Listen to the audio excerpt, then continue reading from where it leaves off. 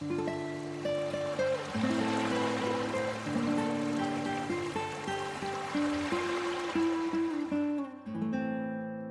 morning. It's the end of January already. Can you believe that we have 1 month under our belt?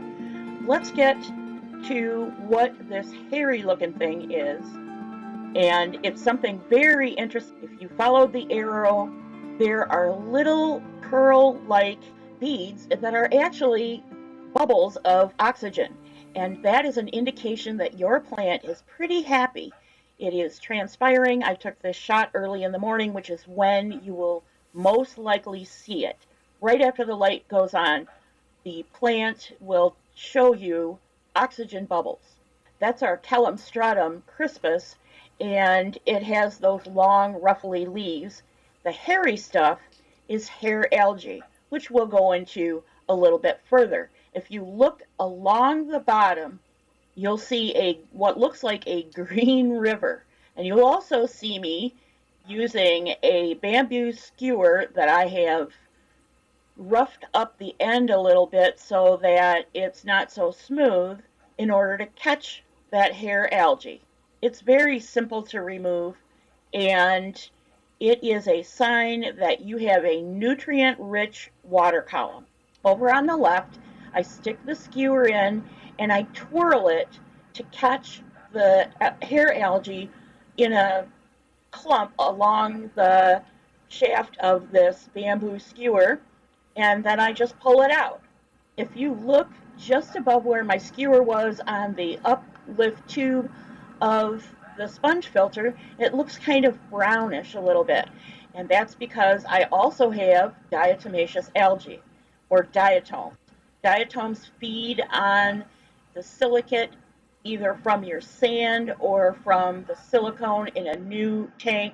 It's part of setting up a natural environment for your livestock, and it will go away. In fact, it was much darker and more pronounced than that shot shows you, and I was just about to put on that tiny little hang-on back filter with a chemically treated sponge that will eliminate the diatom algae, but it's now disappearing. So I'll just take that sponge filter out and clean it because it really needs a good cleaning.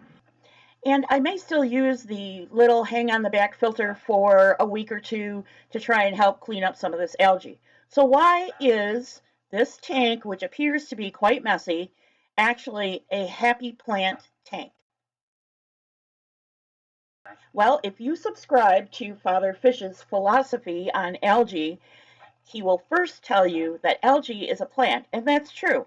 Algae absolutely is a plant, and there you can see some more of the purling oxygen on that Calamstratum.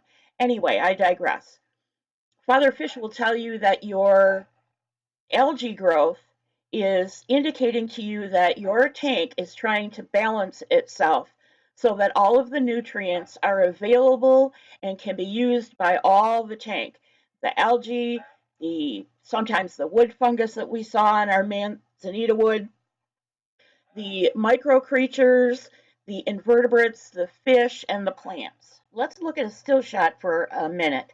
Down on the left is that Alpacamade you have heard so much about with its flower shoot. And when I put the light on the back of the tank so that you could see in the back, I noticed that this Alpacamade actually has its new leaves starting to turn a pale bronze or pink. So color change is another potential indicator of a happy plant. Its sister plant, the other Alpacamade in the back there, you could never see it because the branch was always in front of it. Well, it's put out 2 new leaves and it is growing taller because it's reaching for the light. So we're going to give it a light bath today. And finally, the Lindernia rotundifolia variegated, or that plant that has the little watermelon looking leaves, it has grown by a third, and we're going to cut that plant down and we're going to plant the tops down in the soil to give us a more bushy plant before we let it grow to the surface and give us flowers sometime in the early spring or by midsummer, I would think. Of course, our Taiwan lilies are doing fantastic, and they're sending out sprouts down there in the right front. And also, there's a floating plant that's dark green, at least it appears dark green on camera because it's backlit, and that is either our, oh gosh, Bacopa carolinea, one of two flowering plants. The Bacopa is the one that has the purple flowers, and that's just a stem I left floating. It has quite the extensive root system. You saw two pregnant female shrimp hanging upside down, picking off algae earlier in the show. Unfortunately, today you can't see the rest of the Bacopa because it's behind the big fat filter. You can see the reflection of it in the glass on the left.